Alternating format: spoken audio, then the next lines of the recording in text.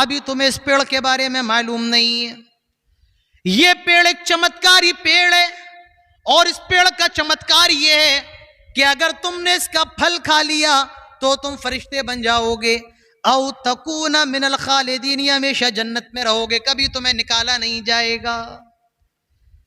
جب شیطان نے حضرت آدم کو اور حضرت حوا کو بہکایا، وَذَاقَ الشَّجَرَ، ان دونوں نے درخت کا پھل کھا لیا، فَدَلَّاهُمَا بِغُرُورٍ، اس نے شیشے میں اتار لیا، دھوکہ دے دیا.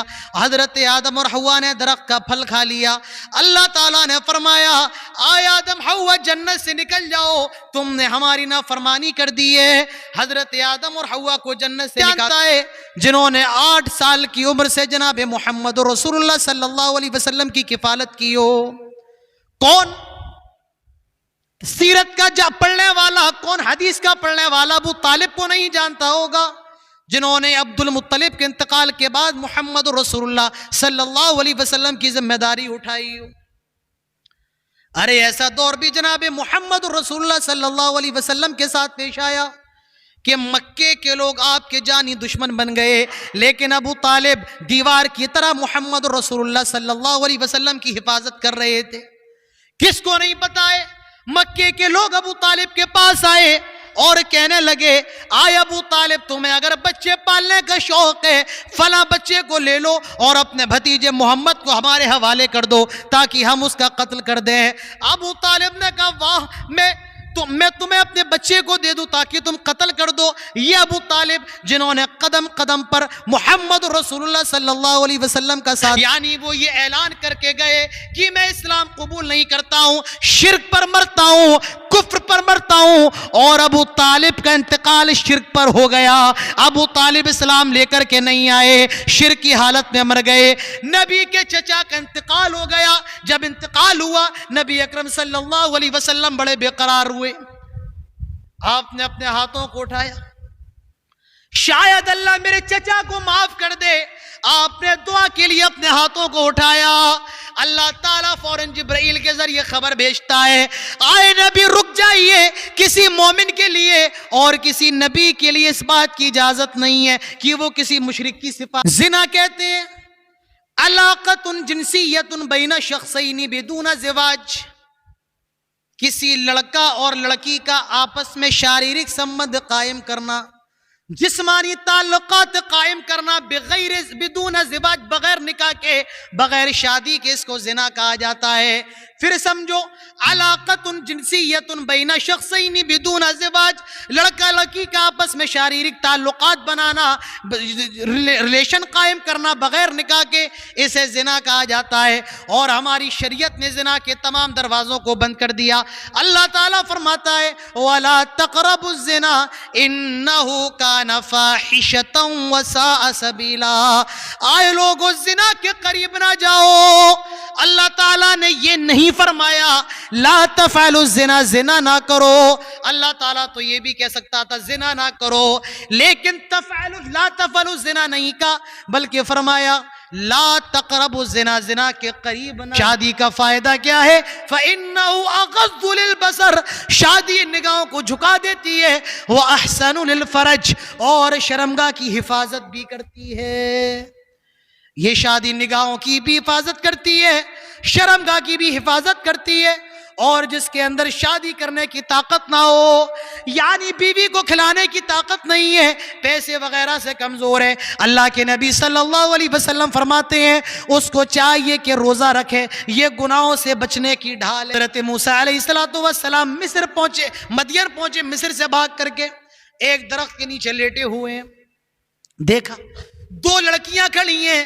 حضرت موسیٰ نے پوچھا کیا معاملہ ہے، آپ دونوں کیوں کھڑی ہوئی ہیں؟ ان دونوں نے جواب دیا ہمارا باپ بوڑھا ہے، ہمیں جانوروں کو پانی پلانا ہے، اور یہ مرد اپنے جانوروں کو پانی پلا رہے ہیں. جب تک یہ پانی نہ پلا دیں ہم اپنے جانوروں کو پانی نہیں پلا سکتے. زلیخا حضرت یوسف کو کمرے میں لے کر کے آ گئی. وَغَلَّقَتِ الْأَبْوَابَ، اور سارے کے سارے دروازوں کو بند کر لیا. ایک دروازہ نہیں، کئی دروازے. جتنی بھی کھڑکیاں وہ ساری کی ساری کھڑکیاں بند کر لی، سارے دروازے بند کر لیے. وغلقت الابواب وقالت حیت لک، اور دعوت گناہ دی. وقالت حیت لک، اے یوسف آؤ میں تیرے لیے حاضر ہوں. میرے بھائیوں، حضرت یوسف کی زبان سے نکلا قال معاذ اللہ، اللہ کی پناہ، اللہ کی پناہ. انہو ربی احسن مثواج انہو لا یفلح الظالمون. تیرے شوہر نے مجھے بہت بہتر رکھا ہے، اللہ تعالیٰ ظالم کو کبھی کامیاب نہیں. اس نے کی تھی قضاء حاجت، اسی لیٹرین کو اٹھا کر اس نے اپنے جسم پر مل لیا، اور یہ جب باہر آیا تو لڑکی نے گندگی دیکھ کر اس کو بھگا دیا. سردی کے دن تھے اور دلی کی سردی آپ کو معلوم ہوگی. یہ گیا، اس کے جسم پر لیٹرین اور پخانہ لگا ہوا تھا، یہ گیا اور رات میں سردی میں ٹھنڈے پانی سے اس نے غسل کیا.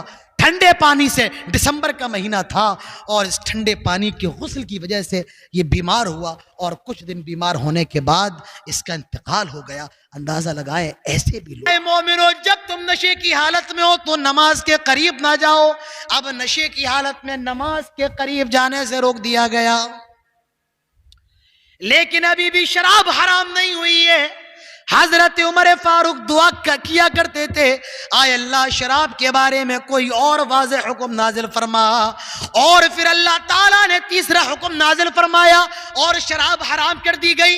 کون سا حکم؟ یا ایھا الذین آمنوا انما الخمر والمیسر والانصاب والازلام رجس من عمل الشیطان فاجتنبوہ لعلکم تفلحون.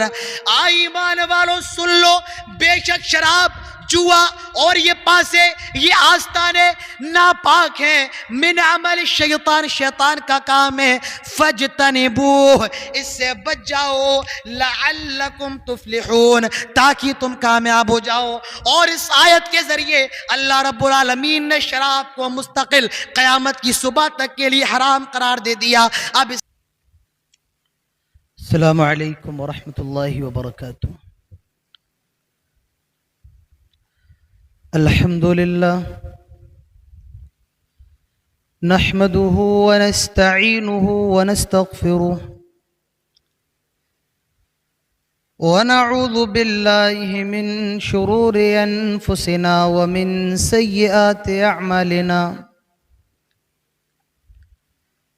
من يهده الله فلا مضل له ومن يضلل فلا هادي له. وأشهد أن لا إله إلا الله وحده لا شريك له وأشهد أن محمدا عبده ورسوله. يا أيها الذين آمنوا اتقوا الله حق تقاته ولا تموتن إلا وأنتم مسلمون. يا أيها الناس اتقوا ربكم الذي خلقكم من نفس واحدة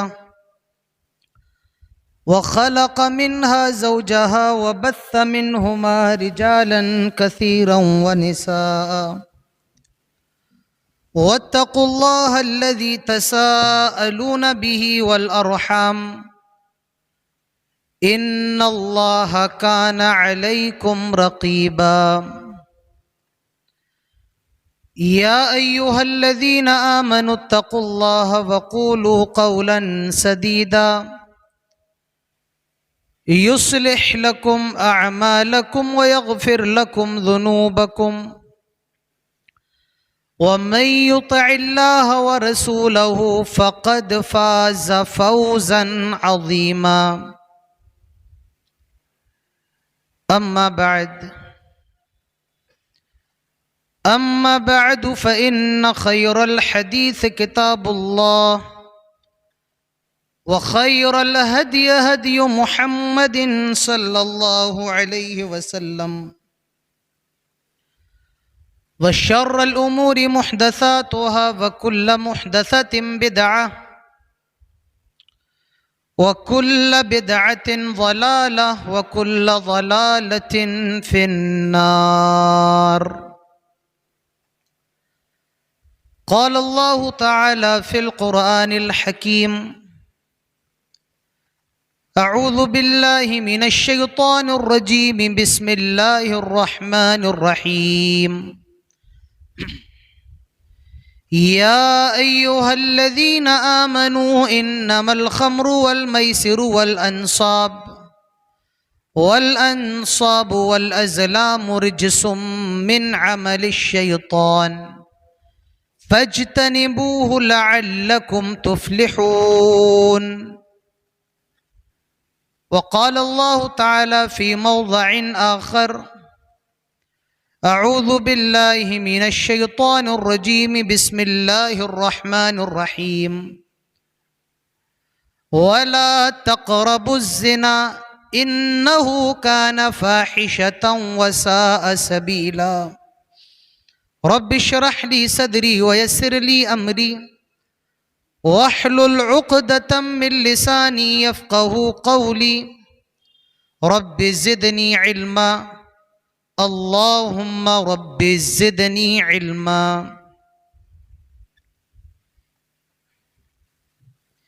اسٹیج پر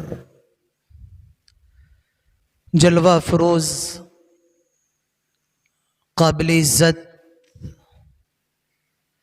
قابل احترام علماء اکرام، بزرگوں، مبارک پور کے مختلف علاقوں سے اور محلوں سے تشریف لائے ہوئے معزز سامعین حضرات اور اپنے گھروں میں موجود آج کا پروگرام سماعت فرماتی قابل عزت پردہ نشی خواتین اسلام اور پیارے بچوں، آج بتاریخ 3 اگست 2025 بروز اتوار بمقام مسجد اہل حدیث پورا صوفی مبارک پور اعظم گڑھ میں ہم سب کو اللہ تعالیٰ نے یہاں پر جمع ہونے کی توفیق عطا فرمائی ہے. اللہ کی جتنی تعریف جتنی حمد و ثنا کی جائے وہ تمام تعریفات تمام حمد و ثنا جتنی بھی ہم کریں اللہ تعالیٰ کے لیے جس طریقے سے کرنا چاہیے اس طریقے سے ناکافی ہے. بعدہ درود اور سلام ہو تمام نبیوں پر اور بالخصوص ہمارے اور آپ کے پیارے نبی محبوب نبی آخری نبی جناب محمد الرسول اللہ صلی اللہ علیہ وسلم پر. اللہم صلی وسلم وبارک علیہ.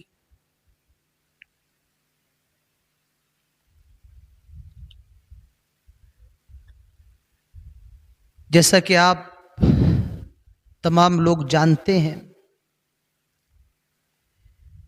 کہ موسم خراب ہے، اس وجہ سے پروگرام اس وقت پر شروع نہیں ہوا جس وقت پر ہونا چاہیے، اور مجھے جہاں تک بتایا گیا تھا کہ 11:30 بجے تک پروگرام ختم ہو جائے گا، لیکن ابھی 11 بج رہے ہیں. تو جو پروگرام کا شیڈیول تھا، جو ترتیب تھی، وہ تھوڑی بگڑ گئی. بہرحال لوگوں کو بھی آنا تھا دور دراز سے. مبارک پور کے پاس ایک قصبہ پڑتا ہے املو، وہاں سے میرے پاس فون آیا تھا کہ آئیں گے، لیکن وہ لوگ بھی نہیں آ سکے. اور بھی آنے والوں کو آنا تھا لیکن بارش کے سبب نہیں آ سکے. بہرحال جتنے بھی لوگ موجود ہیں اللہ تعالیٰ سے دعا کریں ہم سب کو سب سے پہلے تو تمام باتیں سننے کی توفیق نصیب فرما، اور اس کے بعد اللہ تعالیٰ ہم سب کو تمام باتوں پر عمل کرنے کی توفیق نصیب فرمائے. آمین. ہم لوگ جتنے بھی ہیں اس پروگرام کے اندر، جتنے لوگ شریک ہیں یا اس پروگرام کے علاوہ باہر جتنے بھی لوگ موجود ہیں، ہم میں اور آپ میں کوئی ایسا نہیں ہوگا جس نے کبھی کوئی گناہ نہ کیا ہو. عالم ہو اس نے بھی گناہ کیا ہے، جو عالم نہ ہو اس نے بھی گناہ کیا ہے، حاجی نے بھی گناہ کیا ہے، جو حاجی نہیں ہے وہ بھی گنہگار ہے، اللہ کا ولی بھی ہوگا لیکن وہ بھی گنہگار ہے۔ تو دنیا کے اندر جتنے بھی لوگ ہیں سب گنہگار ہیں۔ اللہ کے نبی صلی اللہ علیہ وسلم فرماتے ہیں کل بنی آدم خطا وخیر الخطائین التوابون، آدم کے جتنے بھی بیٹے ہیں سب خطا کار ہیں، گنہگار ہیں، لیکن سب سے بہترین گنہگار وہ ہے جو توبہ کر لیتا ہے۔ تو غلطی ہم سب سے ہوتی ہے، ہم سب سے خطائیں ہوتی ہیں۔ ارے غلطی تو ہمارے باپ، پوری دنیا کے لوگوں کے باپ حضرت آدم علیہ الصلوۃ والسلام سے بھی ہوئی ہے۔ حضرت آدم جنت کے اندر ہیں، اللہ تعالیٰ نے منع کیا تھا لا تقربا هذه الشجرہ، اے آدم اس درخت کے قریب نہ جانا، یا آدم اسکن انت وزوجک الجنہ وکلا منها رغدا حیث شئتما، اے آدم تم اور تمہاری بیوی جنت کے اندر جہاں جانا ہے جاؤ، جہاں جو کھانا ہے کھاؤ، جہاں ٹہلنا ہے ٹہلو، مگر ایک کام کرنا لا تقربا هذه الشجرہ، اس درخت کے قریب نہ جانا۔ اللہ نے درخت بھی بتا دیا تھا کہ اس درخت کے قریب نہ جانا۔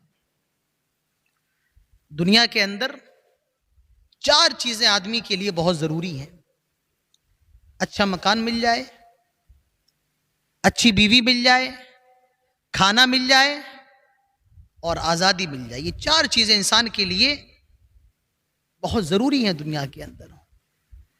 اللہ تعالیٰ نے حضرت آدم کو جنت کے اندر چاروں چیزیں دے دی تھی۔ یا آدم اسکن، اے آدم تم جنت کے اندر رہو، مکان مل گیا جنت، پوری جنت میں جہاں جانا ہے جاؤ، اور تمہاری بیوی بھی جہاں جانا چاہے جائے، یعنی بیوی بھی مل گئی، کھانا بھی مل گیا، جو کھانا ہے کھاؤ اور جتنا کھانا ہے کھاؤ، جہاں جانا ہے جاؤ، آزادی بھی مل گئی۔ لیکن ایک چیز سے اللہ تبارک و تعالیٰ نے روک دیا، لا تقربا هذه الشجرہ، اس درخت کے قریب نہ جانا۔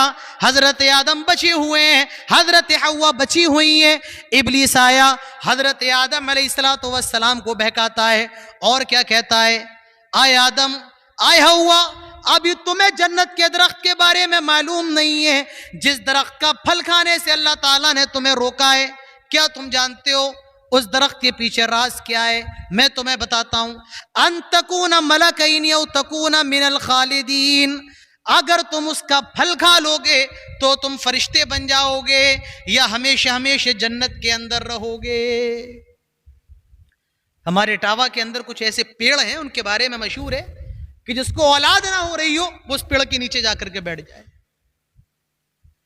جس کا کاروبار نہیں چل رہا ہے وہ اس پیڑ پر جا کر کے کوئی دھاگا وغیرہ باندھ دے تو اس کا کاروبار چلنے لگے گا۔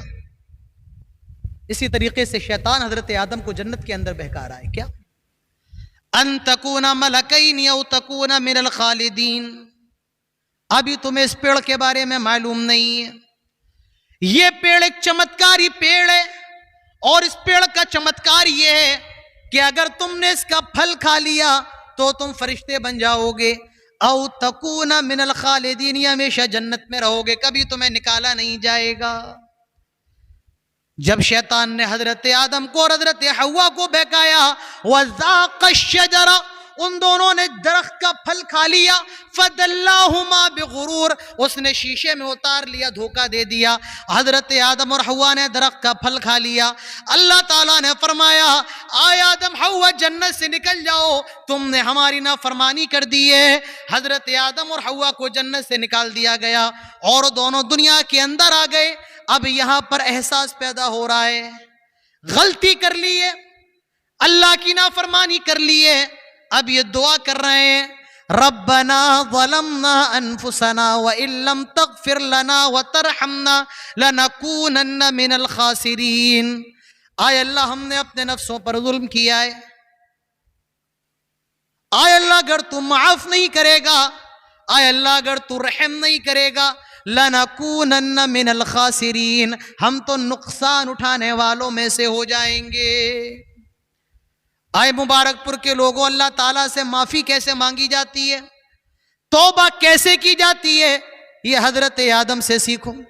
آئے اللہ میں نے اپنے نفس پر ظلم کیا ہے اور اگر تم معاف نہیں کرے گا, اگر تو رحم نہیں کرے گا, لَنَكُونَنَّ مِنَ الْخَاسِرِينَ, تو ہم تو خسارہ اٹھانے والوں میں سے ہو جائیں گے.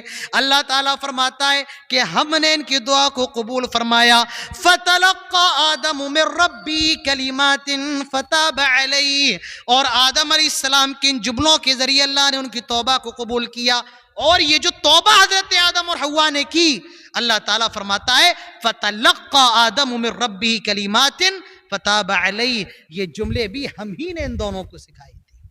معلوم یہ چلا کہ توبہ کی توفیق, اگر کوئی آدمی اپنے گناہوں پر شرمندہ ہے تو یہ توبہ کی توفیق دینے والی ذات بھی اللہ تبارک و تعالیٰ کی ذات ہے. ہم اور آپ یہاں پر بیٹھے ہیں, کوئی 3-4 کلومیٹر دور سے آ کر کے بیٹھا ہوگا, پانی میں بھیگتا ہوا کوئی آیا ہوگا. یاد رکھیے ہمارا اور آپ کا کوئی کمال نہیں ہے, بلکہ یہ صرف اور صرف اللہ رب العالمین کی توفیق. اگر یہ نہیں ہوتی تو شاید ہم نہیں آ پاتے. کتنے طلبہ مجھے دکھ رہے ہیں, کیوں سب یہاں پر حاضر ہیں؟ صرف اور صرف اللہ تبارک و تعالیٰ کی توفیق ہے. تو حضرت آدم علیہ السلام کو اللہ نے معاف کر دیا, کیوں؟ انہوں نے توبہ کی. اور شیطان نے بھی غلطی کی تھی, آدم نے بھی غلطی کی, شیطان نے بھی غلطی کی.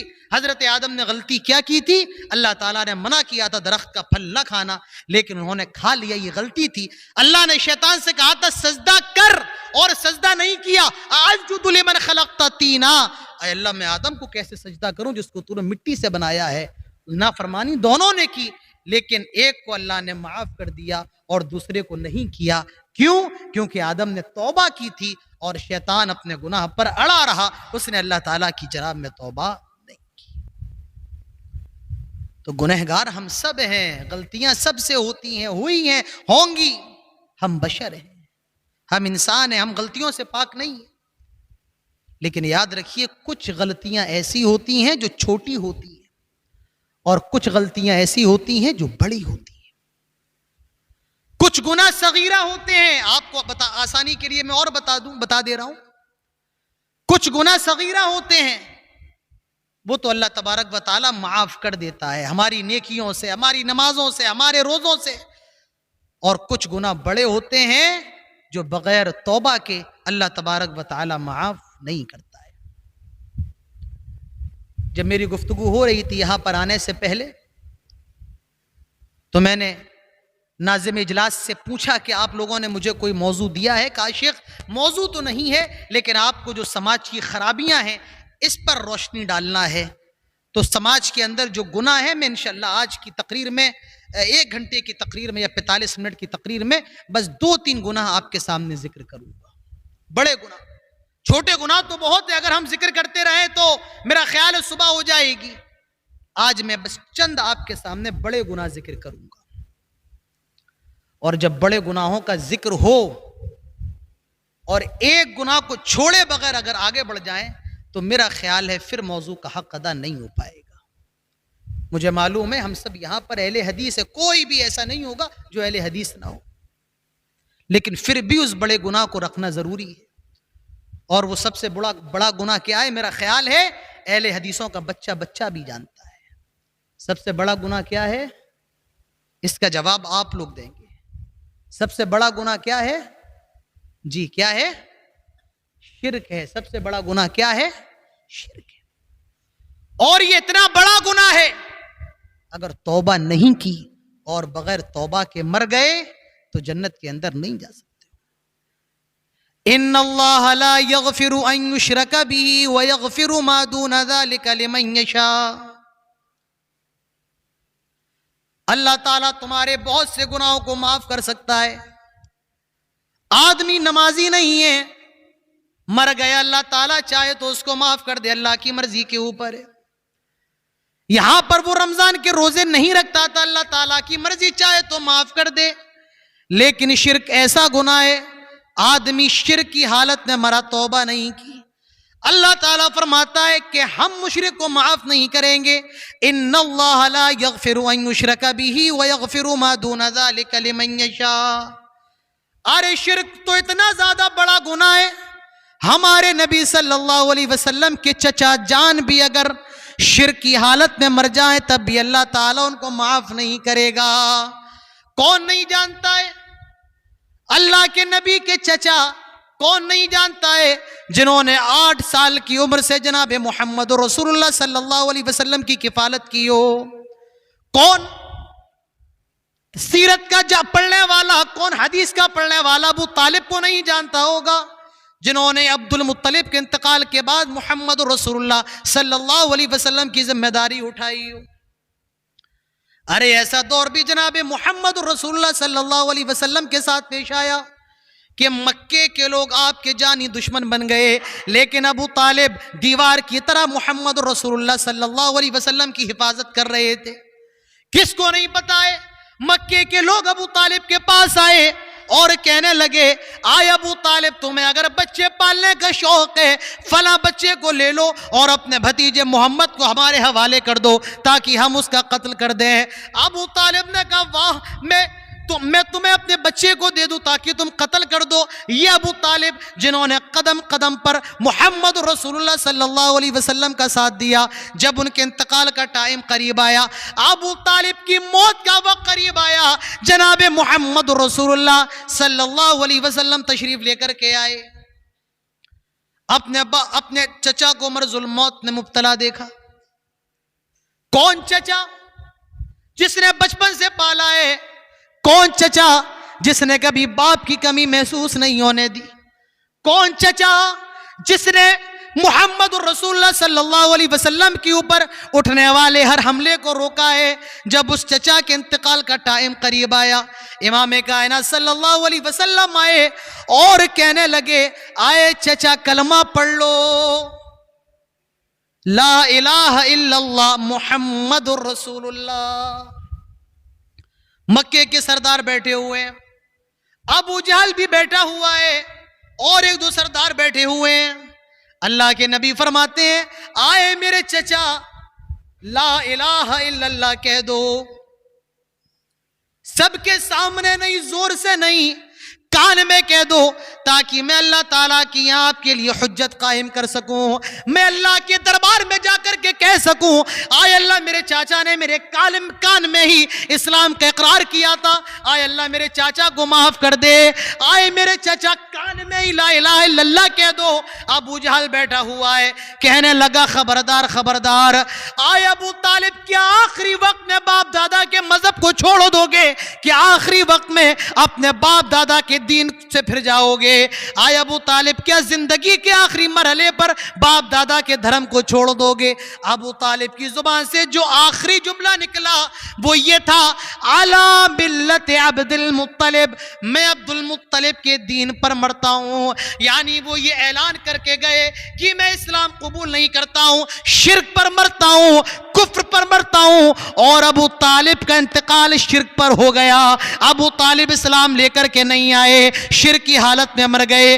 نبی کے چچا کا انتقال ہو گیا، جب انتقال ہوا نبی اکرم صلی اللہ علیہ وسلم بڑے بے قرار ہوئے، آپ نے اپنے ہاتھوں کو اٹھایا، شاید اللہ میرے چچا کو معاف کر دے، آپ نے دعا کے لیے اپنے ہاتھوں کو اٹھایا، اللہ تعالیٰ فوراً جبرائیل کے ذریعے خبر بھیجتا ہے، آئے نبی رک جائیے، کسی مومن کے لیے اور کسی نبی کے لیے اس بات کی اجازت نہیں ہے کہ وہ کسی مشرک کی سفارش کریں، آپ کا چچا ہی کیوں نہیں، لیکن کسی مومن اور کسی پیغمبر کے لیے جائز نہیں ہے کہ وہ کسی مشرک کی سفارش کرے، آپ اپنے چچا کی سفارش نہیں کر سکتے۔ ارے مشرک کا جنت میں جانا تو دور کی بات ہے، اس کے لیے سفارش کرنا، اس کے لیے مغفرت کی دعا کرنا بھی جائز نہیں۔ کسی غیر مسلم کا انتقال ہو جائے اور آپ جائیں اس کے گھر پر، آپ یہ نہیں کہہ سکتے کہ اللہ تعالیٰ اس کی مغفرت فرمائے، جائز نہیں ہے۔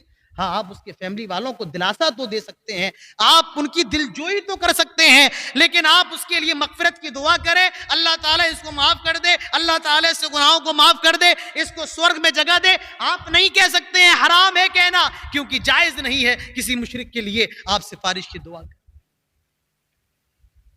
یہ سب سے بڑا گناہ ہے شرک۔ میرا کاروبار، میرا بزنس پارٹنر تھا، یہ غیر مسلم ہے، میں مسلمان ہوں، کیا ہوا، میرا بزنس پارٹنر تھا، گئے اس کے لیے دعا کر رہے ہیں، حرام ہے میرے بھائیوں، نہیں کر سکتے۔ کسی غیر مسلم کے لیے مغفرت کی دعا کرنا جائز نہیں ہے. ارے کسی کو نمسکار کرنا جائز نہیں ہے, نمستے کرنا جائز نہیں.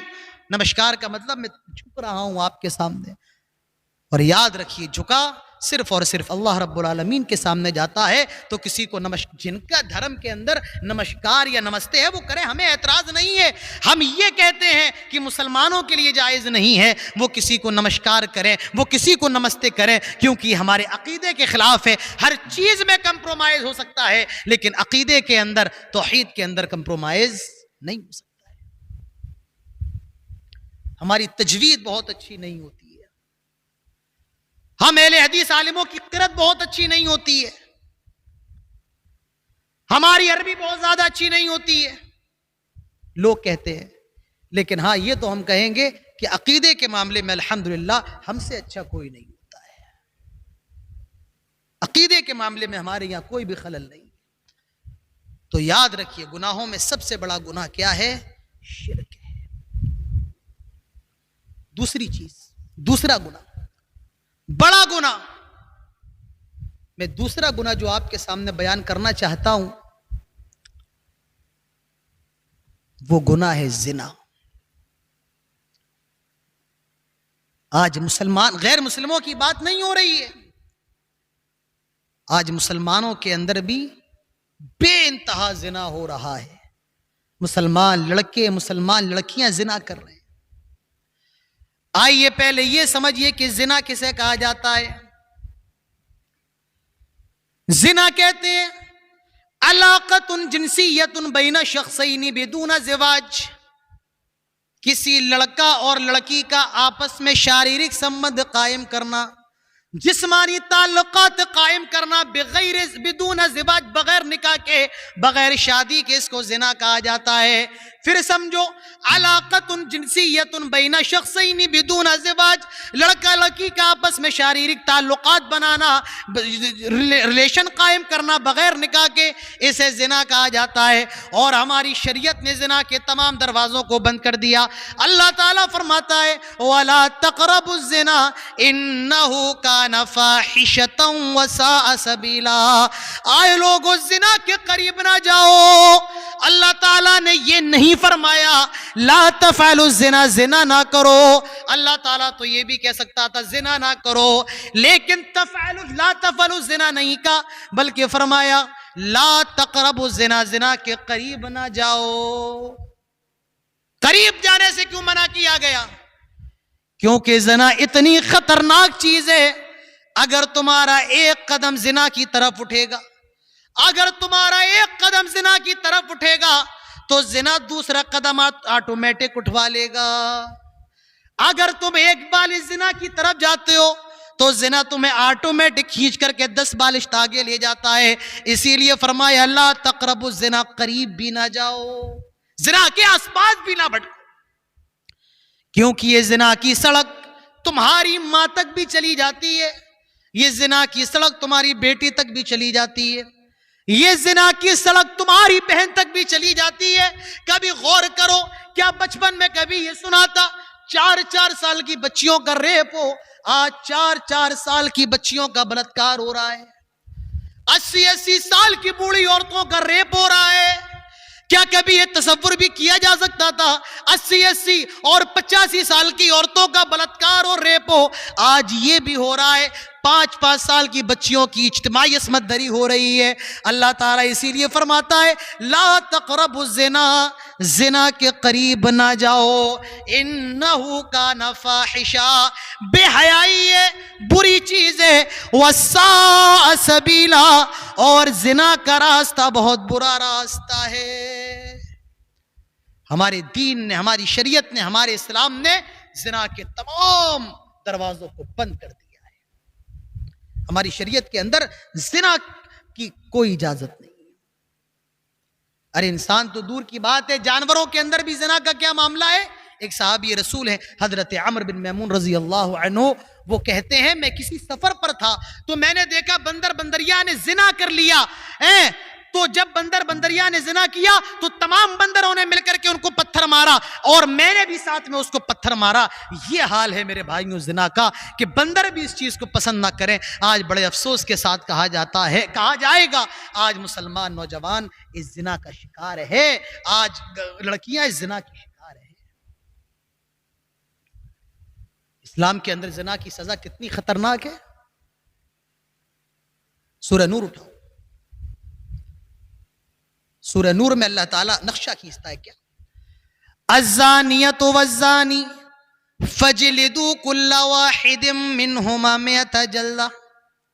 زنا کرنے والی لڑکی اور زنا کرنے والا لڑکا, زانیہ اور زانی, فجلدوا کل واحد منہما مئۃ جلدہ, 100 کوڑے ان کو لگائے جائیں گے. لڑکی نے زنا کر لیا ہے, 100 کوڑے. اگر غیر شادی شدہ ہے, یہ نکتہ بھی یاد رکھیے, لڑکی غیر شادی شدہ ہے, لڑکا بھی غیر شادی شدہ ہے. لڑکی غیر شادی شدہ ہے, 100 کوڑے لگائے جائیں گے, اور لڑکا غیر شادی شدہ ہے, اس کو بھی 100 کوڑے لگائے جائیں گے. اور حدیث کے اندر آتا ہے اس کو گاؤں سے, علاقے سے نکال دیا جائے گا, شہر بدر کر دیا جائے گا. لڑکی کو 100 کوڑے اگر غیر شادی شدہ ہے اور لڑکا غیر شادی شدہ ہے, اس کو بھی 100 کوڑے لگائے جائیں گے, اور 1 سال کے لیے شہر سے باہر نکال دیا جائے گا, علاقے سے باہر نکال دیا جائے گا. الزانیۃ والزانی فجلدوا کل واحد منہما مئۃ جلدہ, 100 کوڑے لگائے جائیں گے. اور میں آپ کو ایک نکتہ بتاؤں, اللہ تعالیٰ نے لڑکی کا ذکر پہلے کیا ہے اور لڑکے کا بعد میں. زانیہ پہلے ہے, الزانیۃ والزانی, اور زانی بعد میں ہے. لڑکی کا ذکر پہلے کیوں ہے, لڑکے کا بعد میں کیوں ہے؟ مفسرین نے اس کی وجہ بتائی ہے. وجہ یہ ہے کہ زنا کی دعوت دینے والی, زنا کی طرف اٹریکٹ کرنے والی, مائل کرنے والی, یہ کون ہوتی ہے؟ لڑکی ہوتی ہے. زنا کی دعوت دینے والی لڑکی ہوتی ہے, تب زنا ہوتا ہے, ورنہ نہیں ہوتا ہے. میں آپ کو ایک مثال دوں. آپ کسی مٹھائی کی دکان پر جائیں, رسگلہ تو آپ سب جانتے ہیں, چاشنی میں ڈوبا ہوا ہوتا ہے. آپ چاشنی لے کر دیوار پہ لگا دیں. جب آپ چاشنی دیوار پر لگائیں گے تو وہاں پر مکھی آ کر کے بیٹھ جائے گی. جب مکھی آ کے بیٹھے گی تو چھپکلی بھی وہاں پر آ جائے گی تاکہ مکھی کا شکار کر لے. اور جب چھپکلی آئے گی, بلی کی نگاہ پڑے گی, بلی چھپکلی کی طرف لپکے گی. اور اگر کتے کو بلی دکھ گئی تو کتا بلی کے اوپر لپکے گا. آپ پھر ذرا اس مثال کو غور سے سنیے. آپ نے دیوار پر چاشنی لگائی, شیرہ لگایا, اور جب شیرہ آپ نے دیوار پر لگایا, اس شیرے کی وجہ سے مکھی آ کر کے بیٹھ گئی, اور جب مکھی آئی تو مکھی کو دیکھ کر کے چھپکلی آ کر کے اس کا شکار کرنے کے لیے آ گئی. جب چھپکلی کو بلی نے دیکھا, بلی آ گئی, اور جب کتے نے بلی کو دیکھا تو کتا آ گیا. کتا بلی کے اوپر جھپٹا, بلی دکان میں بھاگی, اور پوری دکان تہس نہس ہو گئی. رسگلے کہیں پڑے ہیں, سموسہ کہیں پڑا ہے, جلیبی کہیں پڑی ہے, شیرہ کہیں پڑا ہے. غلطی کتے کی نہیں ہے, غلطی بلی کی نہیں ہے, غلطی چھپکلی کی نہیں ہے, غلطی مکھی کی نہیں ہے, بلکہ غلطی اس کی ہے جس نے شیرہ لگایا ہے. یہ زنا کا شیرہ کس کی طرف سے لگتا ہے؟ لڑکی کی طرف سے. کون کہتا ہے ایسے کپڑے پہن کے گھر سے باہر نکلو جس سے جسم کا اتار چڑھاؤ ظاہر ہو؟ کون کہتا ہے بغیر محرم کے گھر سے باہر نکلو؟ ہمارے اور آپ کے یہاں چھوٹے شہروں کے اندر تو خیر ہے, دلی, ممبئی اور حیدرآباد, بنگلور, رات کے 1 بجے 3 سہیلیاں ہیں مسلمان ٹہل رہی ہے. وہ گھر میں بے چینی ہو رہی تھی تو ہم باہر نکل آئے. یہ حالات. تو زنا کی طرف مائل کرنے والی کون ہوتی ہے؟ لڑکی. گھروں سے باہر نکلے تو اس طریقے سے سج سور کے نکلے تاکہ مرد مائل ہو. یہ سب کیا ہے بھائی؟ ایک چلن اور چل گیا ہے مسلمان لڑکیوں کے اندر. وہ کوئی برقع وغیرہ پہن لیا, اب وہ برقعے کو اس طریقے سے اٹھا کے گھوم کر کے, ارے بھائی کیا ضرورت ہے؟ برقعے کا مطلب ہے تاکہ لڑکی کو نہ دیکھا جائے. اب وہ برقع پہن کے گھوم رہی ہیں اور ڈانس بھی کر رہی, برقع اٹھا کے گھوم رہی ہیں. یہ تمام چیزیں کیا ہیں؟ آدمی اسٹیٹس لگاتا ہے اپنی بیوی کے ساتھ, اور جہاں بیوی کا چہرہ ہے وہاں پر وہ کچھ ایسا کوئی کارٹون لگا دیتا ہے تاکہ بیوی کا چہرہ نظر نہ آئے. ارے بھائی لگایا کیوں ہے؟ یا تو پھر نظر آنے دو, دیکھنے دو کیا ہے کیا نہیں ہے. اور جب دکھانا ہی نہیں ہے تو لگانے کی کیا ضرورت ہے؟ آپ بات سمجھ رہے ہیں؟ کیوں کوئی ہماری بیوی کے ہاتھوں کو دیکھے؟ کیوں کوئی آپ کی بیوی کے کپڑوں کو بھی دیکھے؟ کیوں کوئی آپ کی بیوی کے پیروں کو دیکھے؟ میرے بھائیوں یاد رکھیے یہ بھی بے شرمی کی ایک علامت ہے. یہ تو خیر میں نے مذاق کے طور پہ آپ سے کہا ہے. تو بہرحال زنا کی دعوت کس کی طرف سے ہوتی ہے؟ لڑکی کی طرف سے. الزانیۃ والزانی فجلدوا کل واحد منہما 100 جلدہ. لڑکی زنا کار ہے, غیر شادی شدہ, 100 کوڑے لگائے جائیں گے, اور لڑکے پر بھی 100 کوڑے لگائے جائیں گے, اور اس کو شہر سے نکال دیا جائے گا. اور جو شادی شدہ ہیں ان کی الگ سزا ہے, یہ سزا نہیں ہے. اور خطرناک سزا اسلام نے دی ہے. ان کی سزا کیا ہے؟ اگر عورت شادی شدہ ہے, اس نے زنا کر لیا ہے, زمین میں گاڑ دیا جائے گا, اور تب تک پتھر مارے جائیں گے جب تک کہ وہ مر نہ جائے. یہ شادی شدہ زانیہ کی سزا ہے. اور آدمی کو بھی پتھر تب تک مارا جائے گا جب تک کہ وہ مر نہ جائے, وہ ہلاک نہ ہو جائے, اس کو بھی پتھر مار مار کے مار دیا جائے گا. یہ شادی شدہ زانی اور زانیہ کی سزا اسلام کے اندر ہے. آج لوگ کہتے دیکھو اسلام کے اندر کتنی خطرناک سزا ہے, آرے اسلام انسانوں پر کتنا زیادہ ظلم کرتا ہے, بھلا یہ بھی کوئی سزا ہونی چاہیے. ارے ٹھیک ہے گناہ ہو گیا, کوئی چھوٹی موٹی سزا ہو جائے. نہیں نہیں میرے بھائیوں, اسلام کہتا ہے یہ کوئی چھوٹا موٹا گناہ نہیں ہے. تیرے گھر میں تیری بیوی ہے, پھر بھی تو باہر منہ کالا کر رہا ہے. تیرے پاس تیرا شوہر ہے, پھر بھی تو باہر کسی غیر مرد سے اپنی خواہشات پوری کر رہی ہے. یہ چھوٹا موٹا گناہ نہیں ہے. اسی لیے ہماری شریعت کہتی ہے جو شادی شدہ ہو ان کو پتھروں سے مار مار کے ہلاک کر دو, رجم کر دو, سنگسار کر دو. اب ان کو دنیا کے اوپر رہنے کا, دنیا کے اندر رہنے کا کوئی ادھیکار نہیں ہے. اور میں دعویٰ کر کے کہہ رہا ہوں اگر یہ سزا ہمارے ملک کے اندر بھی نافذ ہو جائے, رب کعبہ کی قسم, جو ریپ بلاತ್ಕಾರ کے کیسز روز اخبار کی سرخیاں بنتے ہیں 90% کم ہو جائیں گے. میں ابھی خبر پڑھ رہا تھا صبح, کرناٹک کے اندر ایک علاقہ ہے, ہمارے غیر مسلم بھائیوں کا بہت پوتر استھان ہے, اس کا نام ہے دھرم استھل.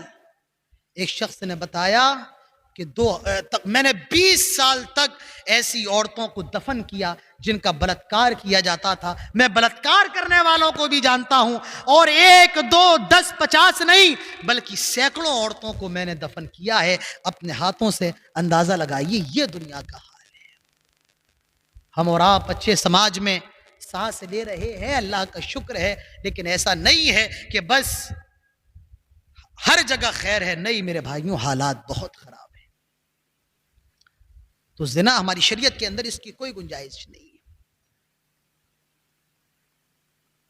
اپنی جسمانی خواہش کو بیوی کے ذریعے کسی اور, بیوی کے علاوہ کسی اور کے ذریعے پورا کرنا حرام ہے. اللہ تعالیٰ فرماتا ہے قد افلح المومنون, اور کامیاب ہو گئے وہ مومن. کون سے مومن؟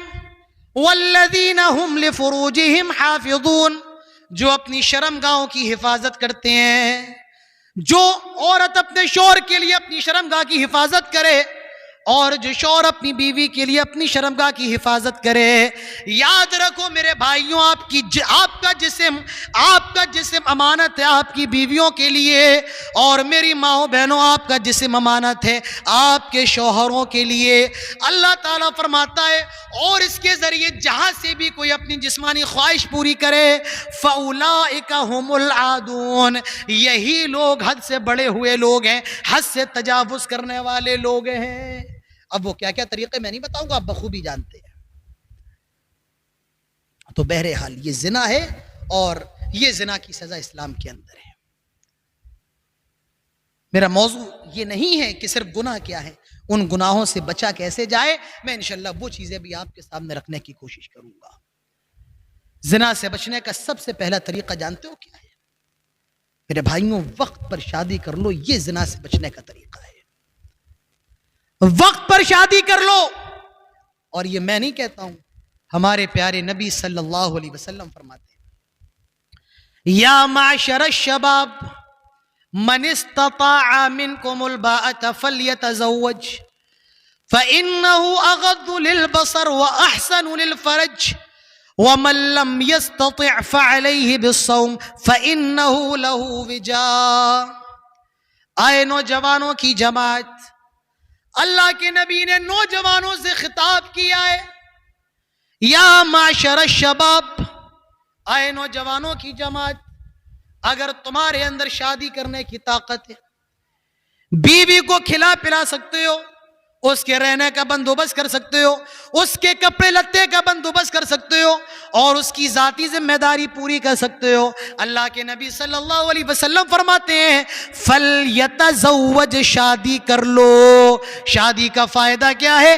فَإِنَّهُ أَغَضُّ لِلْبَصَرِ، شادی نگاہوں کو جھکا دیتی ہے، وَأَحْسَنُ لِلْفَرَجِ، اور شرمگاہ کی حفاظت بھی کرتی ہے. یہ شادی نگاہوں کی بھی حفاظت کرتی ہے، شرمگاہ کی بھی حفاظت کرتی ہے.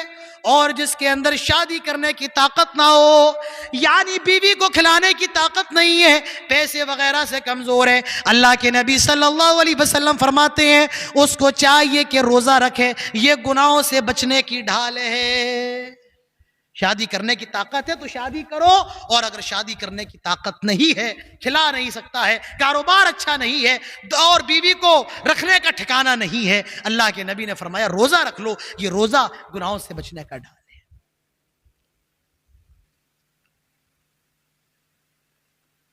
آج ہمارے حالات کیا ہیں؟ لڑکوں کی عمریں 30 سال کی ہو گئی، 32 سال کی ہو گئی، اور یہی حال لڑکیوں کے اندر 25 26 27 سال کی عمریں، شادیاں نہیں ہو رہی ہیں. میرے بھائیوں، جب شادیاں اتنی تاخیر سے ہوں گی تو یاد رکھیے لڑکیاں غیر مسلم لڑکوں کے ساتھ بھاگیں گی. اگر شادیاں دیر میں ہوں گی، مجھے کہہ لینے دیجئے، مسلمان نوجوان طوائف خانوں کا رخ کرے گا. اگر شادیاں تاخیر سے ہوں گی تو مسلمان لڑکیاں مرتد بھی ہوں گی. مجھے معلوم چلا یہاں کی کچھ لڑکیاں غیر مسلم لڑکوں کے ساتھ ٹہلتی ہوئی نظر آئی. کبھی تصور کیا جا سکتا تھا؟ کیا کبھی یہ اعظم گڑھ مئو کی سرزمین کے حوالے سے، ان کو چپ کروائیے بھائی، کیا کبھی اس سرزمین کے حوالے سے سوچا بھی جا سکتا تھا کہ جہاں پردہ، اور اس کا پردہ پوری دنیا کے اندر، پورے ہندوستان کے اندر مشہور ہو، یہاں کی خواتین، یہاں کی دوشیزاؤں کا یہ حال؟ کبھی تصور نہیں میرے بھائیوں، تصور نہیں کیا جا سکتا تھا. لیکن جس چیز کا تصور نہیں کیا جا سکتا تھا آج وہ چیزیں ہو رہی ہیں. اور یاد رکھیے، اور اس کی وجہ کیا ہے؟ اس کی وجہ صرف یہی ہے کہ شادیاں تاخیر سے ہو رہی ہیں. اور یہ میں نہیں کہتا ہوں، یہ میرے الفاظ نہیں ہیں، بلکہ یہ جناب محمد رسول اللہ صلی اللہ علیہ وسلم کی حدیث ہے. حدیث دیکھیے، اذا خطب الیکم، جب تمہارے پاس نیک بچے رشتے آ جائیں، لڑکا نیک ہے، لڑکی نیک ہے، نیک رشتے آ جائیں، اخلاق اور دیندار لڑکا ہو، اخلاق والا ہو، دیندار لڑکی ہو، اللہ کے نبی صلی اللہ علیہ وسلم فرماتے ہیں شادی کر دو، تاخیر نہ کرو. مولانا صاحب لڑکی تو بڑی خوبصورت ہے، باپ عالم ہے، لیکن بڑے غریب گھر کی ہے، کچھ ملے گا نہیں. غریب گھر کی ہے، ملے گا نہیں. لڑکی تو اچھی ہے، دیندار ہے، اخلاق والی، نمازی ہے، لیکن غریب گھر کی ہے. اسی لیے کتنی غریب گھروں کی لڑکیاں آج بیٹھی ہیں اپنے گھروں میں 30 سال کی عمر میں، لیکن کوئی ان سے شادی کرنے کو تیار نہیں. مولانا صاحب نے پوری زندگی گاؤں کے مکتب میں گزار دی. 2000 سے شروعات کی تھی، 3000 4000، اب ان کی 6000 روپے تنخواہ ہے.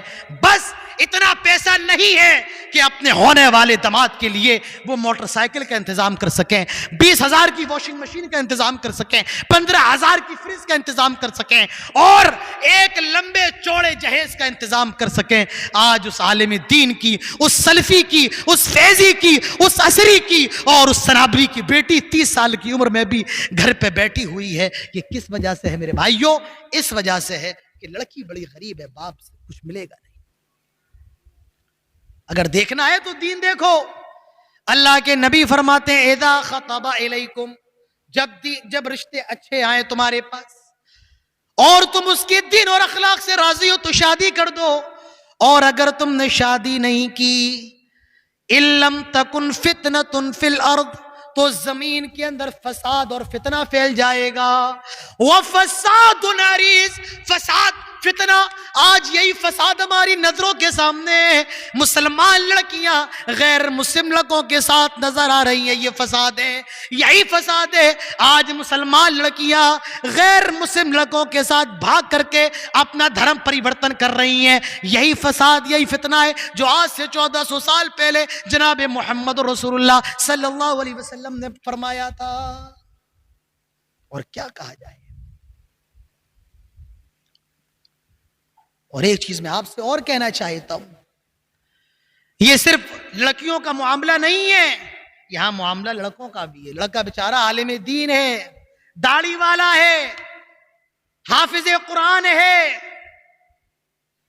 لیکن مولانا صاحب غریب ہے، اس کے پاس اپنا مکان نہیں ہے۔ ارے اس کے بھائی بہت ہیں، 4-5 بھائی ہیں، اس کی فیملی بہت بڑی ہے، ہم اپنی لڑکی کا رشتہ ایسے کو کر دیں؟ ارے داڑھی والے کو اپنی لڑکی کا رشتہ کر دیں؟ میرے بھائیوں یہ بھی حالات ہیں، اس سے ہم اور آپ اپنی نظریں نہیں بچا سکتے۔ بس میں 15-20 منٹ کے اندر اپنی بات ختم کر رہا ہوں، مجھے معلوم ہے وقت زیادہ ہو گیا۔ تو یہ بھی ہمارے اور آپ کی یہاں کا مسئلہ ہے، لڑکے کا رشتہ یا لڑکا دیندار ہے، نمازی ہے، چہرے پر داڑھی ہے، لیکن مولانا صاحب پریوار بہت بڑا ہے، کماتا نہیں ہے، ہماری بیٹی کو کھلائے گا کیا؟ میرے بھائیوں یاد رکھیے، ہم اور آپ جتنا جہیز کے خلاف بولتے ہیں بولنا بھی چاہیے، اسی طریقے سے ایسے لوگوں کے خلاف بھی بولنا چاہیے جو دیندار لڑکوں کو نظر انداز کر دیتے ہیں۔ ارے ہمیں تو ایسا لڑکا چاہیے سرکاری نوکری والا ہو، 40-50 ہزار اس کی تنخواہ ہو، گھر بڑا ہو، بھائی کم ہو، ایسے لوگوں کے خلاف بھی ہمیں بولنا چاہیے۔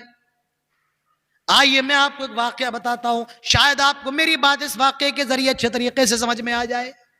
حضرت موسیٰ علیہ السلام مصر سے بھاگ کر کے مدین پہنچے، مدین گئے۔ کیوں بھاگے آپ کو معلوم ہوگا، اکثر پڑھنے والے بچے ہیں۔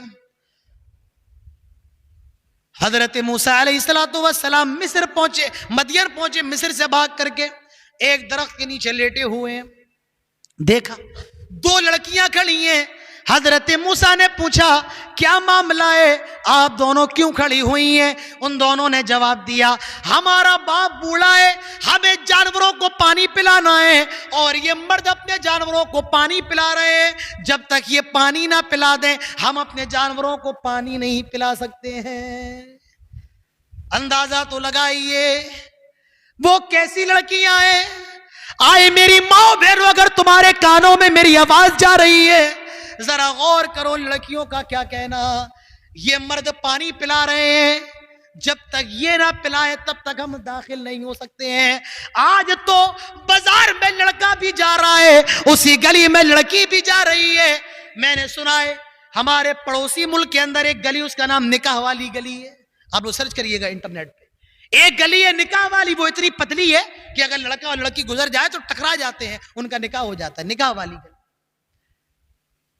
آج مبارک پور کے بازار میں جائیے، میں عصر کے بعد گیا، یہاں لڑکی بھی سیب خرید رہی ہے، یہاں مرد بھی ساتھ میں سیب خرید رہا ہے، عورتیں مردوں کے شانہ بشانہ چل رہی ہیں۔ کیا وہ لڑکیاں ہیں؟ جب تک یہ اپنے جانوروں کو پانی نہ پلائے ہم نہیں پلا سکتے ہیں۔ حضرت موسیٰ علیہ السلام نے پتھر ہٹایا اور ان لڑکیوں نے اپنے جانوروں کو پانی پلایا، اور جب یہ اپنے باپ کے پاس پہنچی اور سارا معاملہ بیان کیا اور اپنے باپ سے کہا کہ ہماری ایک شخص نے مدد کی ہے، آپ ایسا کریں کہ اس کو کوئی اجرت وغیرہ دے دیں۔ انہوں نے کہا جاؤ بلا کے لاؤ۔ ان کا نام شعیب بتایا جاتا ہے، بعض مفسرین نے کہا یہ شعیب ہے، مدین والے، وَإِلَىٰ مَدْيَنَ أَخَاهُمْ شُعَيْبًا، یہ مدین والے حضرت شعیب علیہ السلام ہیں۔ اور بعض مفسرین نے، زیادہ تر مفسرین کی جو رائے ہے یہ کوئی اور شعیب ہے، یہ وہ والے شعیب نہیں ہے۔ بہرحال اللہ بہتر جانے یہ کون سے شعیب ہے۔ اب یہ آئیں اور پورا معاملہ بتایا کہ ایک نوجوان نے ہماری مدد کی ہے، اور ابو جان ہم یہ چاہتے ہیں کہ آپ اس کو کوئی اجرت دے دیں۔ معلوم یہ چلا صرف جزاک اللہ کہہ کے کام نہ چلاؤ، اگر کوئی آپ کے کام آ جائے تو اس کو کچھ اجرت بھی دے دو۔ ہم اہل حدیثوں نے بہت اچھی چیز سیکھ لی ہے، جزاک اللہ، ہر چیز میں جزاک اللہ۔ ارے نہیں بھائی، ہر چیز میں جزاک اللہ نہیں، اس کی جزا بھی اس کو اپنے ہاتھوں سے دے دو۔ حضرت شعیب نے کہا جاؤ بلا کے لاؤ۔ حضرت موسیٰ آئے اور پورا معاملہ حضرت موسیٰ نے بتایا شعیب کو، میرا یہ معاملہ ہے اور میں مصر سے بھاگ کر کے آ رہا ہوں۔ اچھا ایک چیز میں نے چھوڑ دی ہے، میرے ذہن سے نکل گئی۔ جو لڑکی حضرت موسیٰ کو بلانے آئی، وہ لڑکی کیسے آئی؟ اللہ تعالیٰ فرماتا ہے تمشی علی استحیاء، وہ بڑے شرماتے ہوئے آئی۔ اللہ نے اس لڑکی کا نام نہیں بتایا کہ اس کا نام کیا تھا، اللہ تعالیٰ نے اس کی عمر نہیں بتائی، یہاں تک کہ اللہ نے یہ بھی نہیں بتایا وہ شعیب کی بیٹی تھی۔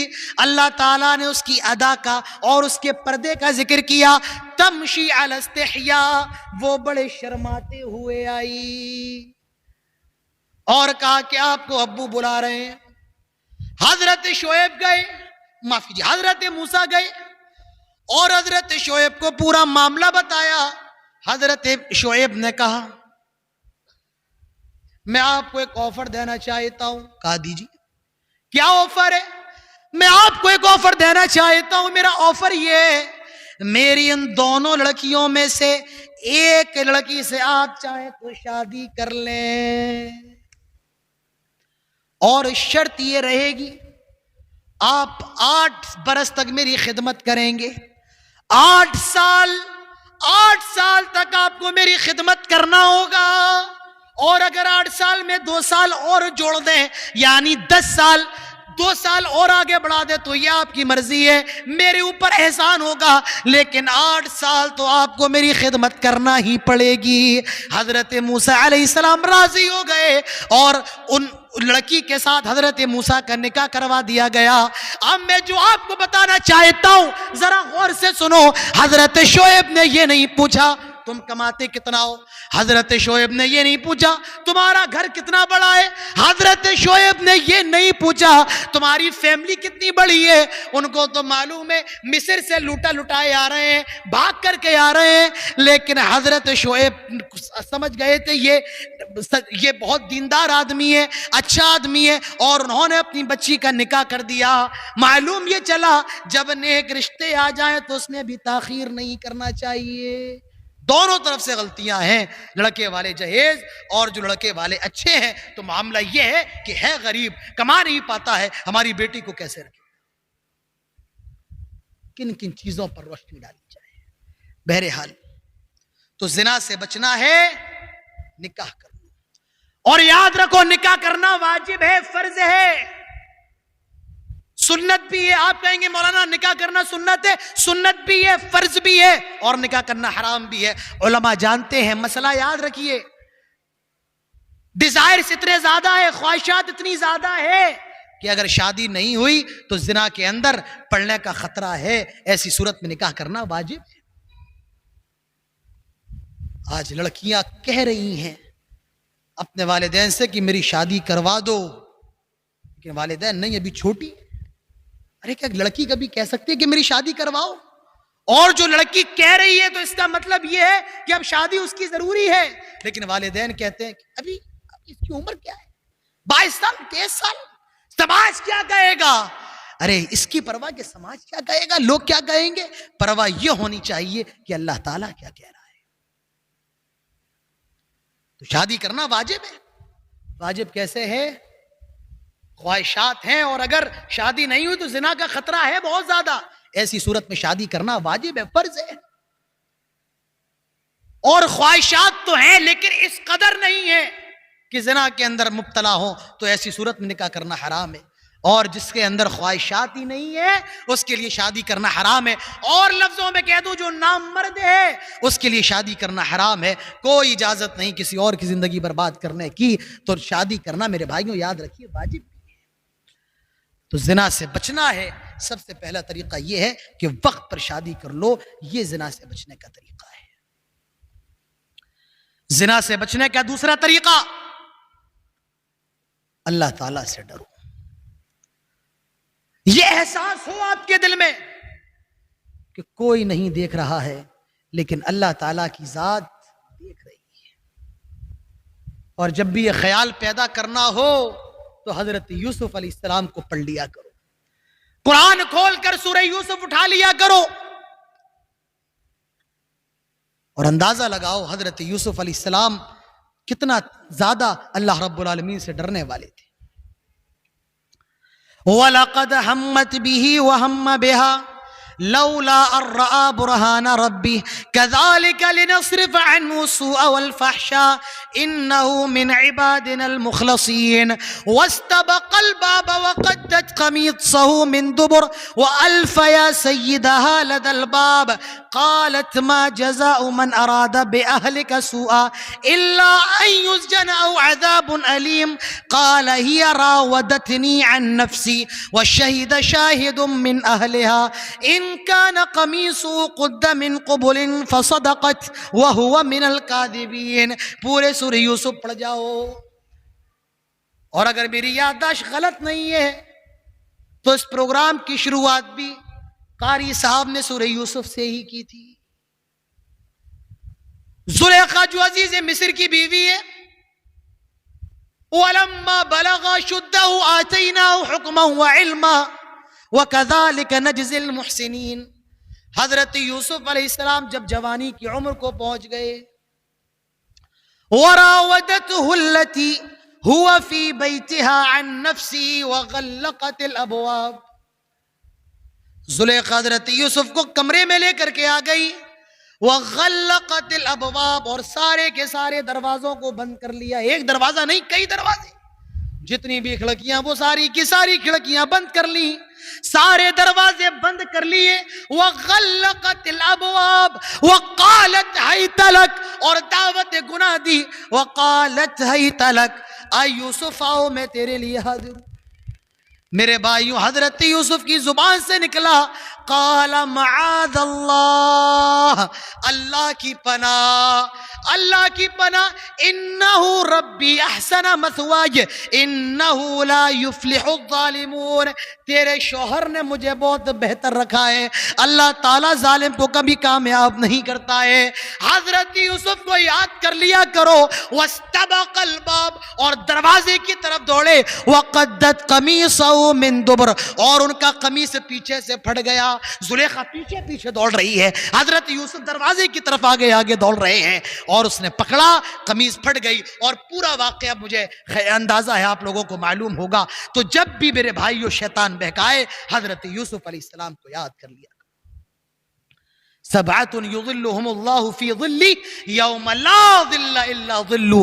7 قسم کے لوگ جن کو اللہ کی عرش کے سائے میں جگہ ملے گی. اس میں ایک وہ نوجوان بھی ہوگا جس کو کسی لڑکی نے جو خوبصورت ہو، حسین و جمیل ہو، اور کسی نوجوان لڑکے کو زنا کی طرف بلایا ہو، اور اس نے کہا ہو انی اخاف اللہ، میں اللہ تعالیٰ سے ڈرنے والا ہوں. ایسا نوجوان بھی اللہ تعالیٰ کی عرش کے سائے میں ہوگا.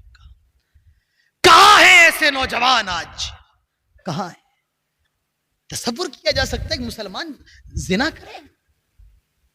مسلمان نوجوان میں اور کسی کتے میں فرق نہ رہ جائے. کتا بھی جہاں چاہے اپنی خواہش پوری کر لے، اور آج کا نوجوان بھی جہاں چاہے اپنا منہ کالا کر لے. میرے بھائیوں، یہ کیسے ہو سکتا ہے؟ ایک کتے میں، ایک سور میں، اور ایک زناکار، ایک مسلمان کے اندر فرق. مجھے ایک واقعہ یاد آ رہا ہے. میاں نذیر حسین محدث دہلوی رحمۃ اللہ علیہ، دلی کے اندر ان کا مدرسہ ہے پھاٹک حبش خاں میں. آج کے وقت میں مدرسوں کے اندر مطبخ ہوتا ہے، کھانا مدرسے کے اندر بنتا ہے، بچے مدرسے کے اندر کھانا کھاتے ہیں. پہلے کے وقت میں مدرسوں میں کھانے کا انتظام نہیں ہوتا تھا. جو محلے میں جو گھر ہوتے تھے، ان گھروں میں بچے اپنا ٹفن لے کر کے جاتے تھے، اور گھر متعین ہوتا تھا کہ اس بچے کو یہاں سے کھانا ملے گا، فلاں بچے کو فلاں گھر سے کھانا ملے گا، فلاں بچے کو فلاں گھر سے کھانا ملے گا. تو گھر مقرر ہوتا تھا، بچے جاتے تھے، اپنا ٹفن دیا، اپنا برتن دیا، انہوں نے کھانا رکھا، لے کے آ گئے. دوپہر کا کھانا بھی لے آئے، شام کا کھانا بھی لے آئے. اس کو جاگیر کہا جاتا تھا.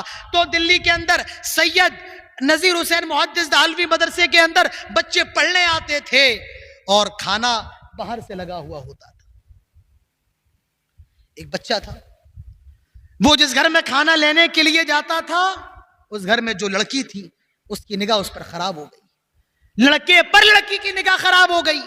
اس کو موقع نہیں مل رہا تھا. ایک مرتبہ اس کے ماں باپ گھر سے باہر گئے ہوئے تھے, وہ بچہ کھانا لینے کے لیے آیا, اس نے دروازے لگا لیے اس لڑکی نے اور کہا کہ تمہیں میرے ساتھ زنا کرنا ہوگا. لڑکا حیران رہ گیا, کیا میرے ساتھ زنا کرنا ہوگا؟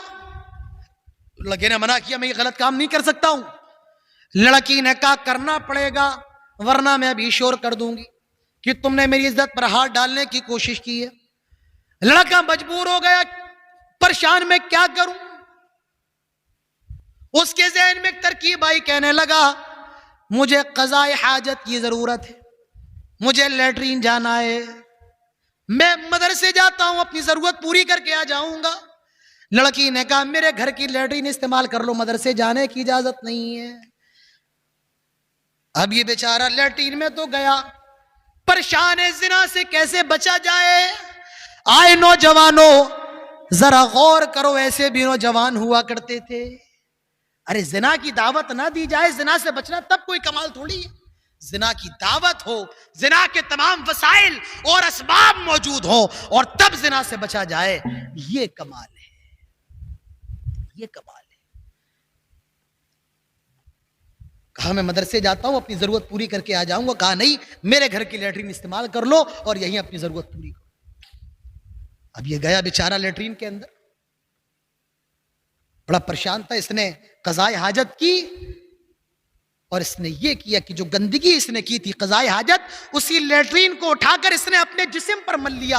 اور یہ جب باہر آیا تو لڑکی نے گندگی دیکھ کر اس کو بھگا دیا. سردی کے دن تھے اور دلی کی سردی آپ کو معلوم ہوگی. یہ گیا, اس کے جسم پر لیٹرین اور پخانہ لگا ہوا تھا, یہ گیا اور رات میں سردی میں ٹھنڈے پانی سے اس نے غسل کیا.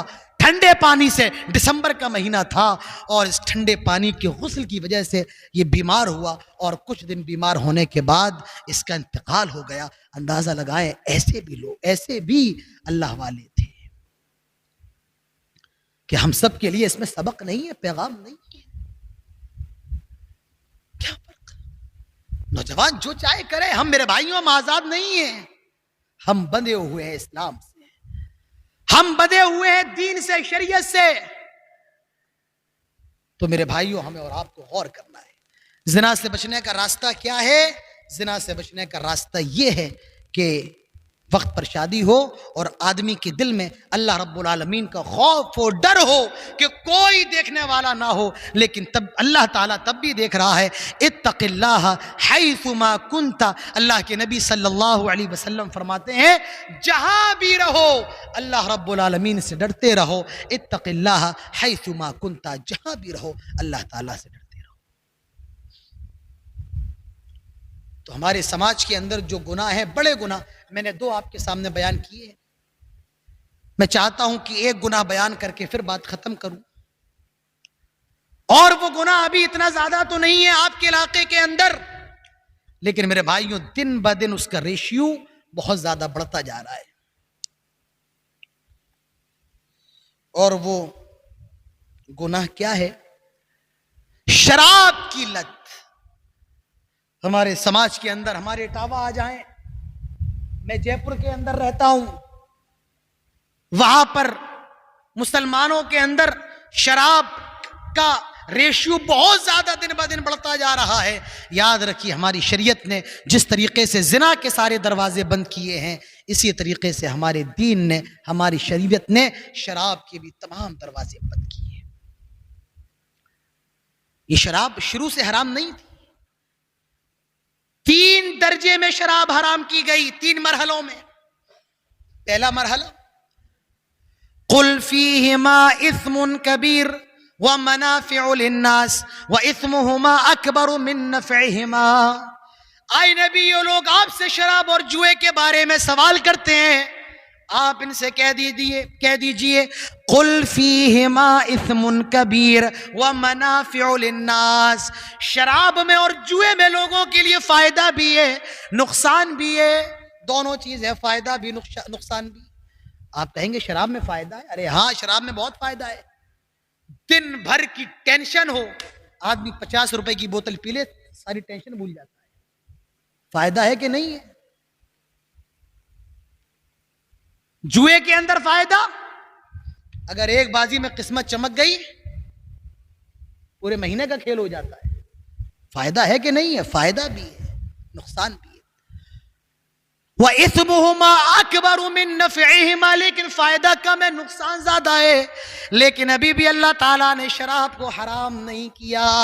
حضرت عمر کی تمنا یہی تھی کہ شراب حرام کر دی جائے، اور وہ اللہ تعالیٰ سے مستقل دعا کرتے رہتے تھے، اللہم بین لنا بیانا شفا، آئے اللہ کوئی اور تسلی بخش حکم نازل فرما، آئے اللہ شراب کے بارے میں کوئی اور حکم نازل فرما. اب دیکھو دوسرا مرحلہ آیا، روک دیا گیا کہ کوئی بھی آدمی شراب پی کر کے نماز نہ پڑھائے، نماز کے قریب نہ جائے، نماز نہ پڑھے.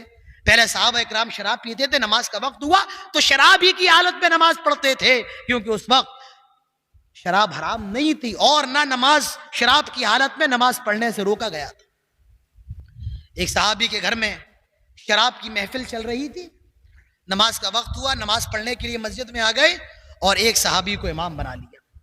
اب وہ صحابی شراب کے نشے میں ہے اور وہ سورۃ الکافرون کی تلاوت کرتے ہیں، قل یا ایھا الکافرون لا اعبد ما تعبدون، اے نبی کہہ دو اے کافروں تم جس کی عبادت کرتے ہو ہم اس کی عبادت نہیں کرتے ہیں. لیکن اس صحابی نے سورت میں تھوڑی سی غلطی کر دی اور کیا کہہ دیا، قل یا ایھا الکافرون اعبد ما تعبدون، اے نبی کہہ دو اے کافروں تم جس کی عبادت کرتے ہو ہم بھی اس کی عبادت کرتے ہیں. اس وقت یہ دوسرا حکم نازل ہوا، کیا، یا ایھا الذین آمنوا لا تقربوا الصلاة وانتم سکارا، آئے مومنو جب تم نشے کی حالت میں ہو تو نماز کے قریب نہ جاؤ. اب نشے کی حالت میں نماز کے قریب جانے سے روک دیا گیا، لیکن ابھی بھی شراب حرام نہیں ہوئی ہے. حضرت عمر فاروق دعا کیا کرتے تھے، آئے اللہ شراب کے بارے میں کوئی اور واضح حکم نازل فرما. اور پھر اللہ تعالیٰ نے تیسرا حکم نازل فرمایا اور شراب حرام کر دی گئی. کون سا حکم، یا ایھا الذین آمنوا انما الخمر والمیسر والانصاب والازلام رجس من عمل الشیطان فاجتنبوہ لعلکم تفلحون. ایمان والو سن لو، بے شک شراب، جوا اور یہ پاسے، یہ آستانے ناپاک ہیں، من عمل شیطان، شیطان کا کام ہے. فاجتنبوہ، اس سے بچ جاؤ، لعلکم تفلحون، تاکہ تم کامیاب ہو جاؤ. اور اس آیت کے ذریعے اللہ رب العالمین نے شراب کو مستقل قیامت کی صبح تک کے لیے حرام قرار دے دیا. اب اسلام کے اندر جوا اور شراب یہ تمام چیزیں حرام کر دی گئی، حرام قرار دے دی گئی.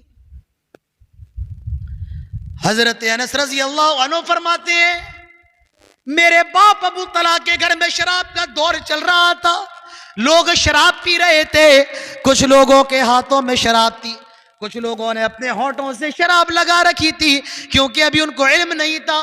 اور ایک اعلان کرنے والے نے اعلان کیا، شراب حرام کر دی گئی ہے، شراب حرام کر دی گئی ہے. حضرت انس بن مالک کہتے ہیں کہ جیسے ہی لوگوں کے کانوں میں آواز گئی، جس کے ہاتھ میں گلاس تھا اس نے گلاس چھوڑ دیا، جس کے ہونٹوں میں تھا اس نے گلاس توڑ دیا، جس کے منہ میں تھا اس نے اگل دیا اور مٹکوں کو ایسے بہا دیا مانو مدینہ کے اندر شراب کا سیلاب آ گیا ہو، اور مدینہ کے اندر شراب کا سیلاب بہنے لگا. اور صحابہ کہتے جب مدینہ میں بارش ہوتی تھی تو شراب کی بدبو آیا کرتی تھی. شراب بہا دی گئی تو شراب مستقل طور پر حرام کر دی گئی. ہم اور آپ ہوتے تو کیا کرتے، پہلے تو کہتے پی لوں پورا پھر دیکھوں گا کون آیا ہے. اب ایک گھونٹ پی لیا ہے تو دوسرا گھونٹ اور پی لوں، آدھا گلاس پی لیا تو آدھا اور ختم کروں. آیا کون ہے، اچھا فلاں صاحب آئے، جاؤ بھائی ان کے ساتھ دیکھو اللہ کے نبی یہ جھوٹ تو نہیں کہہ رہے ہیں. ہم اور آپ ایسا کرتے ہیں. صحابہ اکرام کی یہاں کیا تھا، عمل کا جذبہ، آمنا وصدقنا، نبی نے جو کہا فوراً اس پر ایمان لائے اور اس کی تصدیق کی.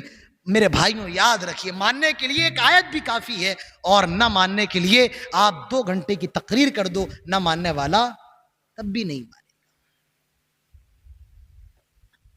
تو شراب حرام کر دی گئی.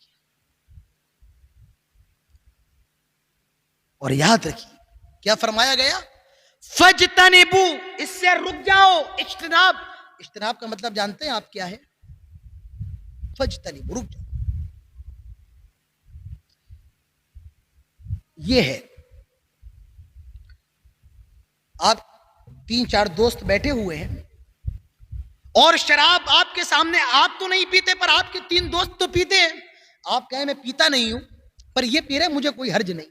یہ اجتناب نہیں ہے کہ آپ نہ پیئے. اجتناب کا مطلب ہے جہاں یہ شراب ہو وہاں سے اٹھ کر کے بھاگ جاؤ. یہ اجتناب کا مطلب. اس جگہ کو چھوڑ دو، وہاں سے چلے جاؤ. یہ نہیں کہ میں نہیں پی رہا ہوں کوئی بات نہیں. نہیں، فجتنبو، جہاں یہ پی بھی جا رہی ہو وہاں سے اٹھ کر کے چلے جاؤ. یاد رکھو یہ شراب اتنی خطرناک چیز ہے.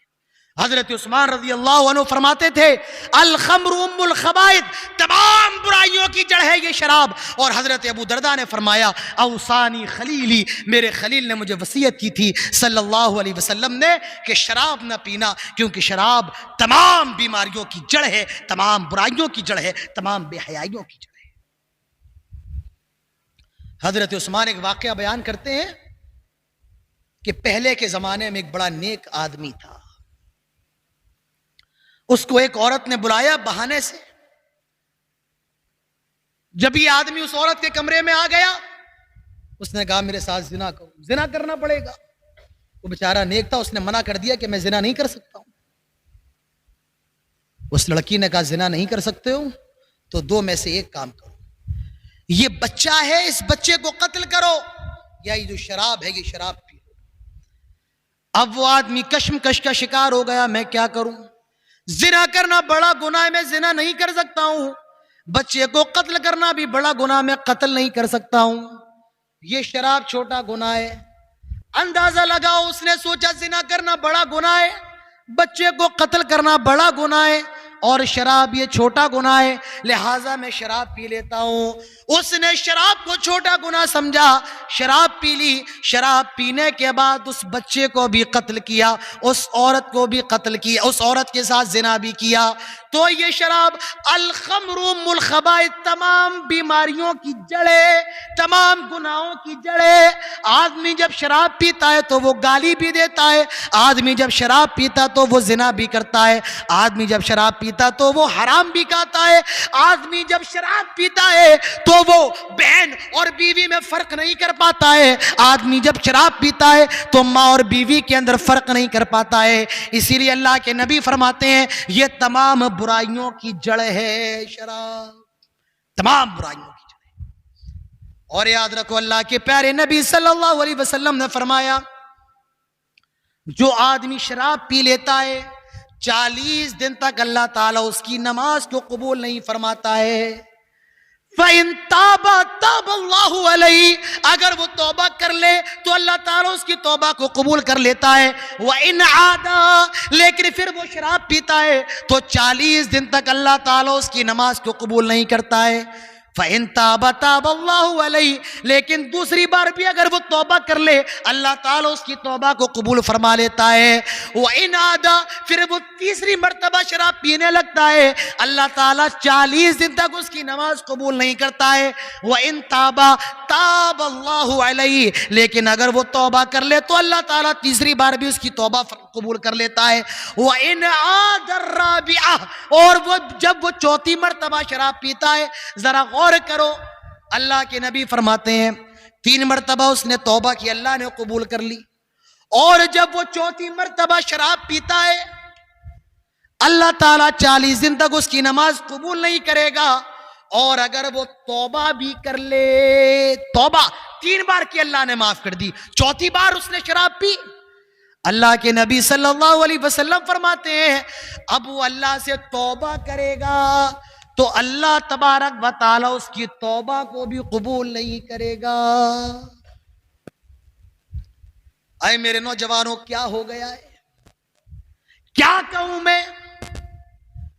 آئے نوجوانوں، آئے مسلمانوں، اللہ نے تمہیں پیدا اس لیے کیا تھا تم شراب کے اڈوں کو جا کر کے بند کرو، لیکن آج تم شراب کے اڈوں کو آباد کیے ہوئے ہو. میرے الفاظ تھوڑے سے کڑوے ہیں. آئے مسلمانوں، آئے میری موت، تم نے اپنے بچوں کو کون سا خون دودھ کی شکل میں پلایا؟ ان بچوں کو اللہ نے مسلمانوں کو پیدا اس لیے کیا تھا تاکہ بیئر بار میں تالا لگائیں۔ آج یہی مسلمان بیئر بار کی زینت بنے ہوئے ہیں۔ آج یہ مسلمانوں کا حال ہے۔ تو میرے بھائیوں یاد رکھو، یہ شراب اتنی بڑی چیز ہے، اتنا بڑا گناہ ہے، اللہ تبارک و تعالیٰ نے بھی اس پر لعنت فرمائی ہے۔ اور میں آپ کو بتاؤں، یہ ایسا گناہ ہے کہ یہ اس پر وعید بھی ہے، اس پر حد بھی ہے، اور اس پر لعنت بھی ہے۔ وعید بھی ہے، حد بھی ہے، لعنت بھی ہے، تینوں چیزیں ہیں۔ لعنت، اللہ کے نبی صلی اللہ علیہ وسلم فرماتے ہیں لعن اللہ الخمر وشاربها وساقيها وبائعها ومبتاعها، اللہ کے نبی صلی اللہ علیہ وسلم فرماتے ہیں اللہ کی لعنت ہو، لعن اللہ الخمر، شراب پر اللہ کی لعنت ہو۔ کس پر؟ شراب پر۔ وساقيها، اللہ کی لعنت ہو شراب پینے والے پر، شراب پر بھی لعنت، شراب پینے والے پر بھی لعنت۔ وَسَاقِيَهَا وَشَارِبَهَا، اللہ تعالیٰ کی لعنت شراب پلانے والے پر۔ آپ شراب نہیں پیتے ہیں لیکن شراب اگر پلا رہے ہیں تو یہ بھی حرام ہے۔ لوگ سوال کرتے ہیں میں فلاں 5 اسٹار ہوٹل کے اندر جاب کرتا ہوں، میں مسلمان ہوں، شراب نہیں پیتا ہوں، لیکن میں ویٹر ہوں، مجھے شراب پلانا پڑتی ہے، تو کیا میرے لیے یہ حلال ہے، جائز ہے؟ یاد رکھو، آپ شراب نہیں پیتے ہیں لیکن کسی اور کو شراب سرو کرنا، شراب پیش کرنا، یہ بھی حرام ہے۔ جس ویٹرنگ کے اندر شراب بانٹی جائے وہ جاب کرنا حرام ہے۔ اللہ کے نبی صلی اللہ علیہ وسلم فرماتے ہیں وَسَاقِيَهَا، شراب پلانے والے پر بھی لعنت ہے۔ شراب پر لعنت، پینے والے پر لعنت، پلانے والے پر لعنت۔ اور وَبَائِعَهَا، بیچنے والے پر لعنت۔ میں پیتا نہیں ہوں لیکن میری دکان میں ہے، میں پیتا نہیں ہوں لیکن میری سپر مارکیٹ میں تو بکتی ہے۔ یاد رکھیے بیچنا بھی حرام ہے۔ وَبَائِعَهَا وَمُبْتَاعَهَا، بیچنے والے پر بھی لعنت اور خریدنے والے پر بھی لعنت۔ آپ پیتے نہیں ہیں لیکن خرید کر کے لائے ہیں، آپ پر بھی لعنت۔ آپ جس کمپنی میں جاب کرتے ہیں، آپ کا مالک پیتا ہے، اس نے آپ کو 2000 روپے دیے، جاؤ فلاں بوتل لے کر کے آؤ، آپ تو نہیں پیتے ہیں لیکن آپ یہ جو خریدنے گئے یہ بھی حرام ہے اور اللہ کی لعنت ہے شراب خریدنے والے پر بھی۔ وعاصرها ومعتصر، بنانے والے پر، بنوانے والے پر۔ وحاملها، شراب ڈھونے والے پر لعنت۔ آپ کی چھوٹے ہاتھی کی گاڑی ہے، آپ شراب پیتے نہیں ہیں پر آپ اپنی چھوٹی ہاتھی کی گاڑی میں، اپنے ٹرک میں شراب کو یہاں سے وہاں لے کر کے جاتے ہیں، یاد رکھیے یہ بھی جائز نہیں ہے۔ والمحمولۃ الیہ، اور جس کی طرف لے کر کے جائی جائے اس پر بھی لعنت۔ تو یہ شراب کا معاملہ ہے۔ تو ہماری شریعت کے اندر بھی ہم جس طریقے سے زنا حرام ہے، اسی طریقے سے میرے بھائیوں شراب بھی حرام ہے۔ اب ایک سوال یہ پیدا ہوتا ہے، شراب تو حرام ہے، گٹکے کا کیا معاملہ ہے، سگریٹ کا کیا حکم ہے، یا نشے والے پان کا مسئلہ کیا ہے؟ میں مسئلہ نہیں بتاؤں گا، آؤ جناب محمد رسول اللہ صلی اللہ علیہ وسلم کی حدیث بتا دیتا ہوں۔ اللہ کے نبی صلی اللہ علیہ وسلم فرماتے ہیں کل مسکر خمر، ہر نشہ کرنے والی چیز شراب ہے۔ اس حدیث سے پہلا مسئلہ تو یہ معلوم ہوا کہ جو صرف بوتل میں ملتی ہے وہ شراب نہیں ہے، بلکہ جس چیز سے بھی نشہ آئے وہ تمام چیزیں شراب ہیں۔ گٹکا یہ بھی شراب ہے، گٹکا تو نام آپ نے دیا ہے، اس کے اندر سکر ہے، نشہ ہے، وہ شراب ہے۔ سگریٹ یہ شراب ہے، کھینی یہ شراب ہے۔ تو جن جن چیزوں سے نشہ آئے وہ تمام کی تمام چیزیں شراب ہے۔ کھانسی کا کوئی ٹونک آتا ہے، کھانسی کا ڈاکٹر بتاتا ہے کہ آپ بس اتنا پیئیں، 1 ڈھکن پی لیں، آدھا ڈھکن پی لیں، لیکن اگر آپ اس بوتل کو پورا پی جائیں گے تو اس میں نشہ آتا ہے، حرام ہے۔ فیویکول جو ہوتا ہے، ہم لوگ کتاب چپکانے کا کام لیتے ہیں، دوسری چیز چپکانے کا کام لیتے ہیں، اس کی اگر کوئی ایک مقدار ہے اس کو پی لے یا میرا خیال ہے سونگھ لے تو اس سے بھی نشہ آتا ہے. وکس زکام ہو جائے تو ہم اور آپ استعمال کرتے ہیں, اس سے بھی کسی طریقے سے نشہ ہوتا ہے اور لوگ استعمال کر رہے ہیں نشے کے طور پر. دوائیوں کا استعمال نشے کے طور پر ہو رہا ہے. تو وہ جو بھی چیز ہے جس سے نشہ آئے, چاہے وہ تمباکو ہو, گٹکا ہو, کھینی ہو, پان ہو, بیڑی ہو, سگریٹ ہو, اللہ کے نبی فرماتے ہیں کل مسکرن خمر, ہر نشہ کرنے والی چیز حرام ہے. وکل مسکرن حرام, اور ہر نشہ کرنے والی چیز حرام ہے. اب سوال یہ ہے کہ گٹکا حرام ہے یا حلال ہے؟ اللہ کے نبی نے فرمایا ہر وہ چیز جس سے نشہ آئے حرام ہے. آپ کے تمام سوالات کا جواب بس ایک حدیث سے مل گیا. اب آپ کہیں کہ ہمیں تو نشہ نہیں آتا ہے. نہیں مولانا صاحب ہمیں تو نشہ نہیں آتا ہے, تو مہمان آئے تو وہی پیش کیا کرو.